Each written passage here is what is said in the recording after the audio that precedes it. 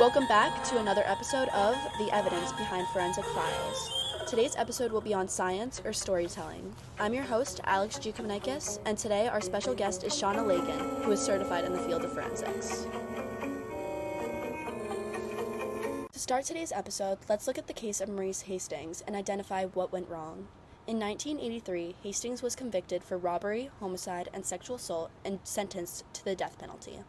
After further jurisdiction, Hastings was given the final sentence of life in prison. DNA was present and collected at the original crime scene. In sexual assault and rape cases, an oral or vaginal swab can be administered to collect the semen of the assaulted, which is a prime form of DNA evidence. In this case, an oral swab was taken and the semen that belonged to the assaulter was collected. However, in Hastings' case, the words of witnesses were valued over running a DNA test.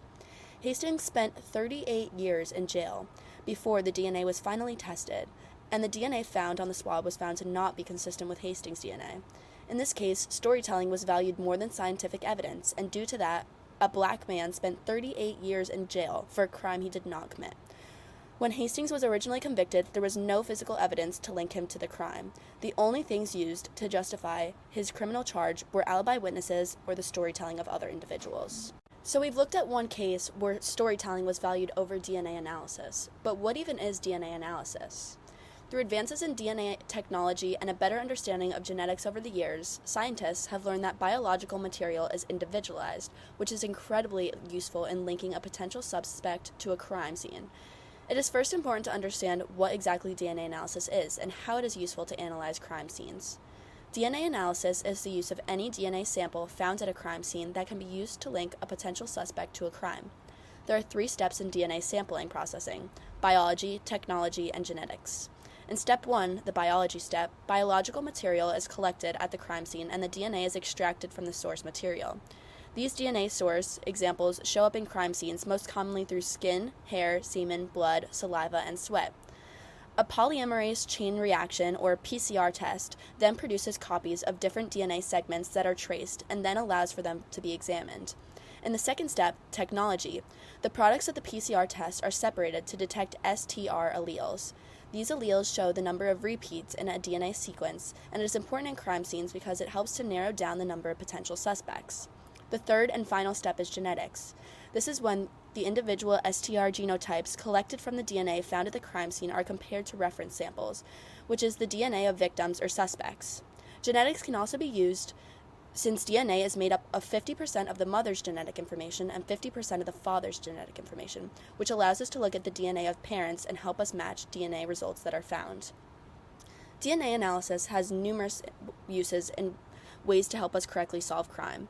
The first use of DNA at a crime scene is to correctly identify a victim. At a gruesome murder scene, the floor might be pooled in blood. The first question is it even blood? And the second, who does the blood belong to? In certain cases, a body will be severely dismantled, may be burned, swollen from drowning, or in a state where it is unrecognizable. Because DNA is individualized, any biological sample taken from a victim's body can be used to correctly identify an individual. Now, the more important useful part of DNA samples in crime scenes is what is left behind. When a potential piece of evidence is found at a crime scene, it is collected carefully with gloves to ensure no cross-contamination. It is then preserved and packaged into an appropriate bag or box. Any wet evidence collected from a crime scene, such as blood or saliva, is air-dried before being packaged to ensure no bacterial growth. The evidence is then sent to a laboratory where the evidence collected can be analyzed. Through various different methods, DNA collected from a crime scene can help identify individuals who were at the crime scene, allowing potential suspects to be identified or eliminated. For example, by finding a hair follicle left on the floor, the DNA from this follicle can be tested and help narrow down the search pool of potential suspects. Ashish Badid, part of the Government Institute of Forensic Science, explains that even DNA evidence that is aged or degraded is still admissible and can be used for DNA analysis due to modern technology. He also argues for forensics DNA analysis by explaining DNA has turned out to be one of the most powerful tools to evaluate the identity of suspects and victims, convict the blameworthy, and vindicate the innocent. The entire collection and analysis of DNA evidence is incredibly thorough and meticulous. When we compare it to the process of storytelling, which I'm going to break down next, it is incredibly evident that one is more reliable than the other.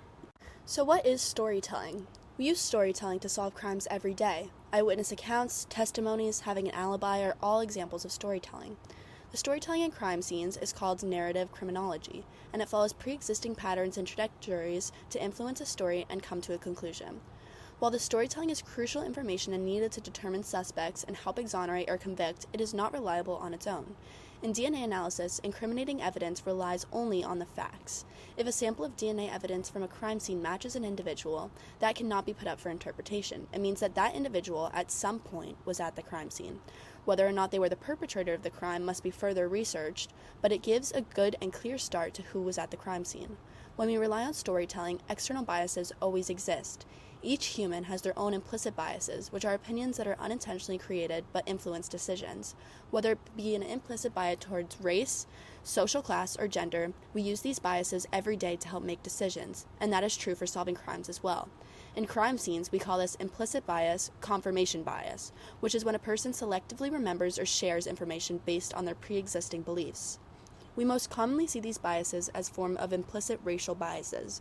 Black individuals are commonly associated with criminality, and this bias tends to affect decision-making even when it's not true. So let's think back to the case of Maurice Hastings. Because he is a black man, there are so many implicit and confirmational biases that could have existed from the witnesses. It only takes one racist eyewitness to suddenly recall that he did see a black man at the crime scene, and that he is sure that black man is Maurice Hastings.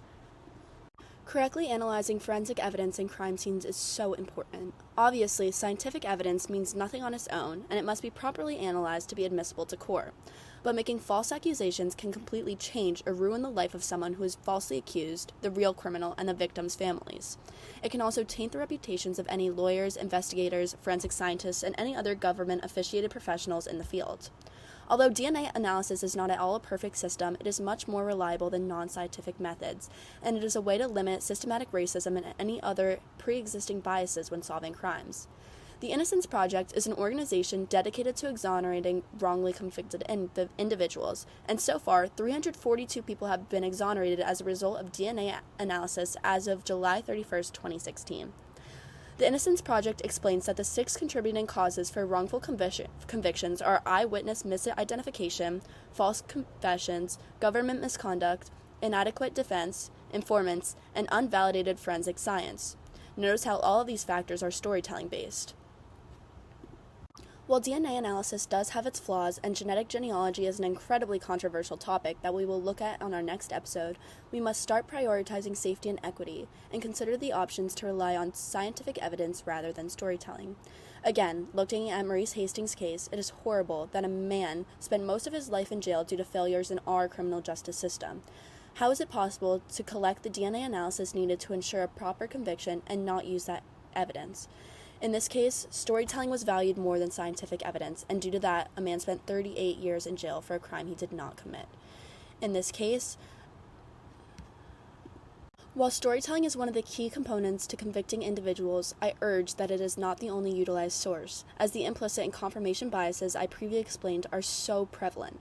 I now welcome Shawna Lagan, who has been a forensic science teacher for 17 years and graduated with a master's in forensics, to share her views on science versus storytelling. Hi, Ms. Lagan. Thank you so much for joining the show today. My first question for you is, do you think DNA analysis is a more reliable method of linking a person to a crime as compared to other methods, such as eyewitness accounts, having an alibi, or other forms of storytelling? Yes, I do believe that DNA is a more reliable factor to consider in those kinds of cases. The DNA present at the scene is absolutely from that single source. So the way it came to be at the scene is usually through the person transferring it directly, that person actually being at that scene in that location or in touch with that item. There are circumstances where somebody's genetic material, somebody's cellular material can be transferred from them to another location by a third party without them having actually been there. So that is, of course, always a concern. And so while I do think DNA evidence is more reliable, I do think it should be viewed in context with all of the other forms of evidence. Do you think that DNA found at a crime scene is carefully handled and processed in order to ensure no cross-contamination and human errors with analysis? My answer to that question has changed over the years.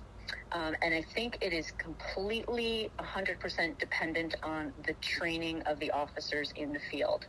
So in previous historical cases, the case of Nicole Brown Simpson and Ron Goldman, that the case against O.J. Simpson, that case very prominently put into the public consciousness the importance of care and isolating individual pieces of evidence as they are collected at the scene.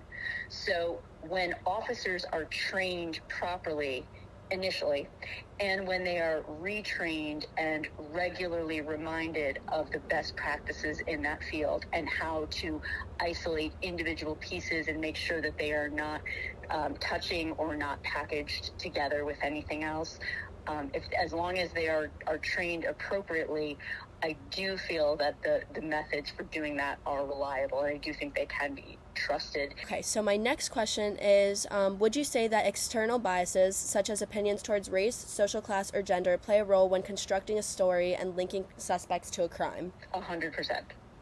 Yeah. For better or for worse. I think that it is impossible to fully remove that. I think it is possible, and I think it is 100% necessary to minimize that to the lowest degree possible. I think it's almost impossible to remove it completely from the work being done. So what I have read in this area is that the best way to guard against those is actually to have very diverse groups of people doing the work right from the start. So instead of after the fact trying to go back and look for where bias may have crept in, if you have a diverse group of people working on the problem from the ground up, they're much likely to get caught in the moment and not get traction. The last question kind of goes hand in hand with the one I just asked. Do you think DNA analysis helps to limit these implicit biases? I do. I do think that it is helpful. I think, again, the A's and T's and C's and G's of DNA, they themselves are objective. The interpretation of the results is still a human. So I hope that my opinion, as well as a professional opinion, can help you get a better understanding on what the deal is with storytelling and science, and I hope that you can come up with yourself which is a better option to use in crime scenes. Thank you guys for watching today's episode, and I'm looking forward to talking to you guys again next week.